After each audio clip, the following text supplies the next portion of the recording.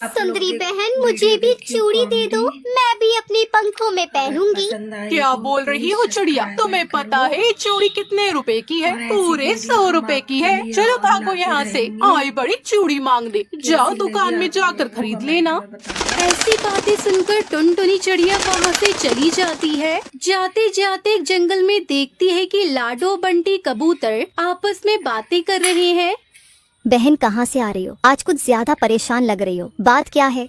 कुछ नहीं लाडो बहन, दरअसल बात ये है कि टुनटुनी चिड़िया लाडो को पूरी बातें बता देती है।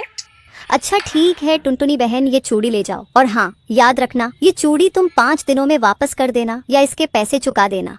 ठीक है लाडो बहन, अब मैं घर चलती हूँ। ऐसा बोलकर चिड़िया वहाँ से अपने घर की ओर रवाना हो जाती है।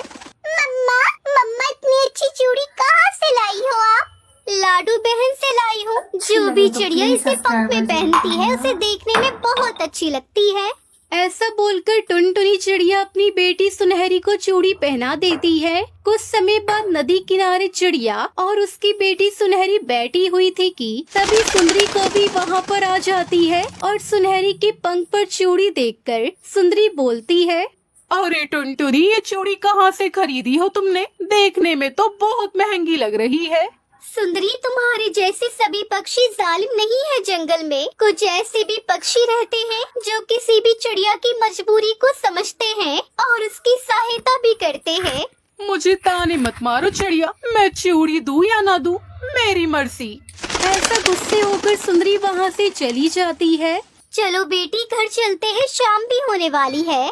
ऐसे चिड़िया और उसकी बेटी सुनहरी अपने घर आ जाते हैं। थोड़ी देर बाद चिड़िया की बच्ची दाना खाती है और वो सो जाती है और उधर सुंदरी कौवी अपने पति कालू कौवे को बुलाती है।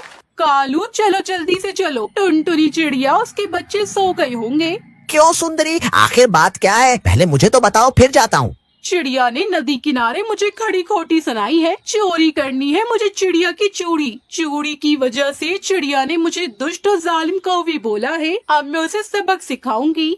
ऐसा बोलकर सुंदरी कौवी और दुष्ट कौवा चूड़ी चोरी करने टुनटुनी चिड़िया के घर की ओर रवाना हो जाती है। चिड़िया के घर पहुंचकर देखते हैं कि चिड़िया उसके दोनों बच्चे सोए हुए हैं और सुनहरी अपने पंख में चूड़ी पहनी हुई है। तभी सुंदरी धीरे धीरे सुनहरी के पंख से चूड़ी निकाल लेती है और फौरन वहाँ से भाग जाती है। कुछ देर में सुबह होती है और सुनहरी देखती है कि उसके पंख से चूड़ी गायब है। तभी वो रोने लगती है।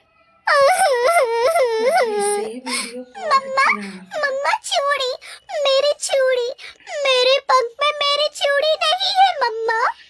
बेटी, शायद सुंदरी ने चोरी कर ली होगी। कल नदी किनारे उसने तुम्हारे पंख में चूड़ी देखी थी। सुंदरी, अब मैं लाडू बहन को उसकी चूड़ी कैसे वापस करूंगी? ये तुमने अच्छा नहीं किया है सुंदरी।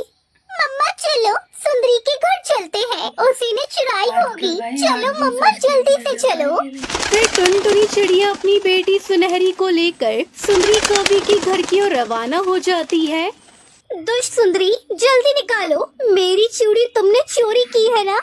अपनी जबान बंद करो चिड़िया, वरना डंडे लगाकर घर से निकाल दूंगी। गलत इल्जाम लगा रही हो। रात को तो हम अपने बच्चों के साथ सोए हुए थे, नहीं तो कालू से पूछ लो। हाँ चिड़िया, हम तो रात में अपने बच्चों के साथ सोए हुए थे और मुझे यह भी तो नहीं पता था कि तुम्हारी बेटी के पंख पर इतनी महंगी चूड़ी थी। सुंदरी और कालू कौवे की ऐसी बातें सुनकर टुनटुनी चिड़िया वहाँ से चली जाती है और कुछ ही दूरी जाने के बाद टुनटुनी चिड़िया एक पेड़ के नीचे रोते हुए बोलती है, चोरी कर ली, उस सुंदरी ने मेरी चूड़ी चोरी कर ली। अब मैं कैसे लाडो बहन को उसकी चूड़ी वापस करूंगी? तभी एक परी वहाँ पर आ जाती है। क्या हुआ चिड़िया, तुम क्यों रो रही हो? क्या परेशानी है, मुझे बताओ। परी के पूछने